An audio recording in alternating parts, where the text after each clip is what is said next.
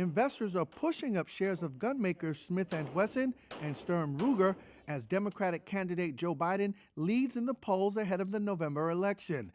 And a presidential victory for Biden and his running mate Kamala Harris, both who favor tighter gun regulations, is likely to keep that rally going, according to analysts. Biden has promised to prohibit the sale of military-style weapons and high-capacity magazines, similar to a ban that expired in 2004. And he's promised to require owners of military-style weapons to either sell them to the government or register them with the government. New regulations could easily be passed if a Biden win also coincides with the Democrats taking the Senate, since they already have the House. Fearing a likely clampdown, Americans have been rushing out to stock up on guns.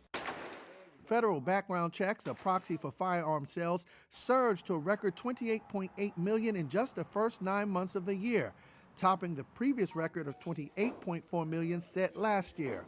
But it's not just a possible Biden win that's driving gun sales. Gun makers say fears related to the pandemic, social unrest in several U.S. cities, and calls to defund the police have all led to a bump up in sales this year. That's why Hudson Valley Nubian Gun Club member Kahaji Manderson became interested in guns. Self-preservation is universal law. We should be able to protect ourselves. Not looking for trouble, but be able to protect ourselves if trouble comes towards our way. Manderson is part of a group of non-traditional gun buyers. Blacks, liberals, and women have joined in as new buyers. First-time buyers made up 40% of gun sales so far this year, according to a survey of gun shops by the National Shooting Sports Foundation.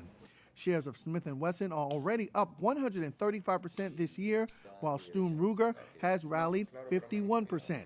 Even if Biden loses, analysts say tensions are so high that many Americans will continue to feel the need to buy a gun for self-defense, and that should keep gun sales and gun stocks moving higher.